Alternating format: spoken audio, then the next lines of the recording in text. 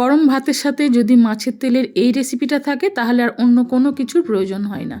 দুর্দান্ত লাগে, গরম ভাতের সাথে একদম জমে যায়। নমস্কার বন্ধুরা, টুসি হেসেলে সবাইকে স্বাগত জানাই।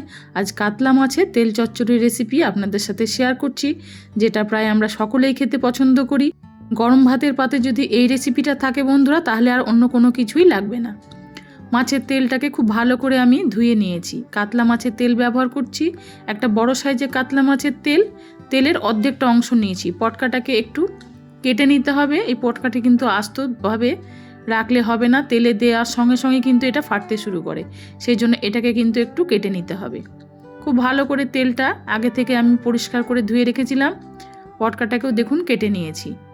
আমার চ্যানেলে নতুন এসে থাকলে অনুরোধ রইল আমার চ্যানেলটিকে সাবস্ক্রাইব করে আমার পাশে থাকার।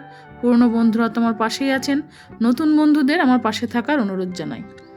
এরপরে এই তেল পটকার মধ্যে দিয়ে দিচ্ছি সামান্য পরিমাণ একটু হলুদ, আর দিয়ে দিচ্ছি সামান্য পরিমাণ লবণ হলুদটাকে মেখে এটাকে একটু কিছুক্ষণ রেখে দেব।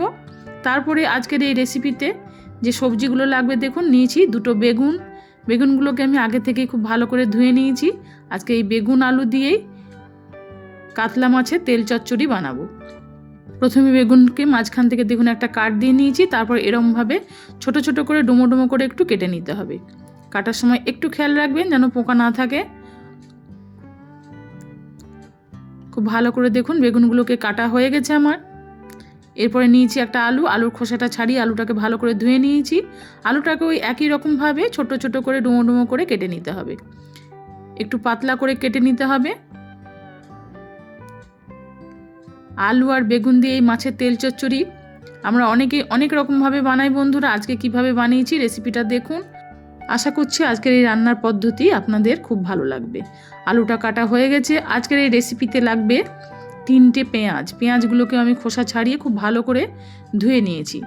এরপরে মাঝখান থেকে একটা কাট দিয়ে দেখুন একদম পাতলা পাতলা করে স্লাইস করে এগুলোকে কেটে নিতে হবে। খুব বেশি পাতলা করারও দরকার নেই, একদম ছোট করারও দরকার নেই। মাঝখান থেকে একটা কাট দিয়ে জাস্ট এরকমভাবে কেটে নিতে হবে, যেন খাওয়ার সময় পেঁয়াজগুলো যেন একটু আস্ত থাকে, তাহলে খেতে ভালো লাগবে। কাঁচা লঙ্কাগুলোকেও দেখুন আমি কেটে নিয়েছি, একটু বড় বড় করেই কেটে নিয়েছি। ঝালটা প্রয়োজন বুঝে ব্যবহার করবেন, কিন্তু এই রেসিপিটা বন্ধুরা ঝাল ঝাল খেতে কিন্তু দারুণ লাগে। কয়েক কোয়া রসুন নিয়েছিলাম, সেগুলোকে দেখুন একটু থেঁতো করে নিয়েছি। এরপরে গ্যাস ওভেনে একটা কড়াই বসিয়ে দিয়ে খুব সামান্য পরিমাণ এখন তেল লাগবে। তেলের পরিমাণ কিন্তু এই রেসিপিতে খুব কম লাগে, কারণ মাছের তেলের রেসিপি এমনিতেই মাছের তেল থেকে অনেকটা পরিমাণ তেল ছাড়ে, যার জন্য তেল কিন্তু খুব কম ব্যবহার করবেন। অল্প তেলে আলুগুলোকে প্রথমে একটু ভেজে নিতে হবে।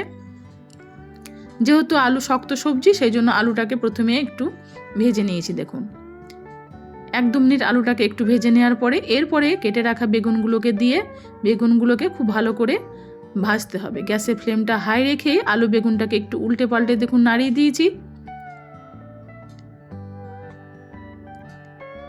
1-2 মিনিট বেগুন আলুটাকে একটু নাড়িয়ে দেওয়ার পরে এর মধ্যে দিয়ে দিচ্ছি খুব সামান্য একটু লবণ আর হলুদ। লবণ হলুদটা যেহেতু পরে ব্যবহার করব, সেই বুঝে এখন একটু অল্প পরিমাণ ব্যবহার করতে হবে। তারপরে খুব ভালো করে এটাকে আরও একবার ভেজে নিয়েছি। 1-2 মিনিট এরকমভাবে উল্টে পাল্টে নাড়িয়ে দিয়েছি। এরপরে এটাকে একটু ঢাকা দিয়ে 1-2 মিনিট একটু রান্না করে নেব, যাতে বেগুন আর আলুটা একটু নরম হয়ে যায়, যেন গলে না যায় সেটাও খেয়াল রাখতে হবে। ওই জন্য হাই ফ্লেমে একটু ঢাকা দিয়ে আমি 2-3 মিনিট রেখেছিলাম। এতে কিন্তু বেগুন আলুর মধ্যে একটা সুন্দর কালার এসছে, অথচ কিন্তু বেগুন আলু দেখুন একদম কিন্তু নরম হয়ে যায়নি। এরকমভাবে যেন পুরোপুরি নরম না হয় সেটা একটু খেয়াল রাখবেন। তারপরে আরও একবার খুব ভালো করে দেখুন এটাকে নাড়িয়ে দিয়েছি। প্রায় 50-60% কিন্তু আলুটা সেদ্ধ হয়ে গেছে। এরপরে আলু বেগুনটাকে তুলে নিয়ে কড়াইটাকে আরও একবার ধুয়ে আবারও দিয়ে দিয়েছি চা চামচে প্রায় 2 চামচ মতো তেল। ফোড়নে দিয়েছি 1/4 চামচ কালো জিরে, সেই সঙ্গে কাঁচা লঙ্কাগুলো আর থেঁতো করে রাখা রসুনটা দিয়ে খুব ভালো করে একবার ভাজতে হবে। রসুন আর কাঁচা লঙ্কাটা একটু ভেজে নেওয়ার পরে যখন একটা হালকা লালচে রং ধরবে দেখুন রসুনের মধ্যে, সেই সময় দিয়ে দিতে হবে মাছের তেলটা। মাছের তেলটা দেওয়ার পরে মাছের তেলটাকে এবার একটু গ্যাসের ফ্লেমটা কম করে দিয়ে ভাজতে হবে। হাই ফ্লেমে ভাজবেন না, তাহলে কিন্তু মাছের তেলটা পুড়ে যাওয়ার সম্ভাবনা। একদম গ্যাসের ফ্লেমটা লো করে দিয়ে লো ফ্লেমে মাছের তেলটাকে খুব আস্তে আস্তে ভাজতে হবে।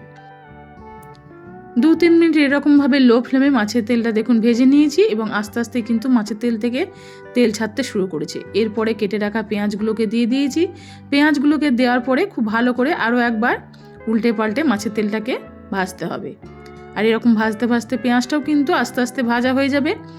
এই সময় দিয়ে দিচ্ছি সামান্য একটু হলুদ আর দিয়ে দিচ্ছি ঝালের জন্য বেশ খানিকটা লঙ্কা গুঁড়ো। এই রেসিপি বেশ ঝাল ঝাল খেতে কিন্তু আমাদের ভীষণ ভালো লাগে বন্ধুরা। তবে আপনারা যেমন ঝাল খাবেন সেই বুঝে কিন্তু ঝালটা ব্যবহার করবেন।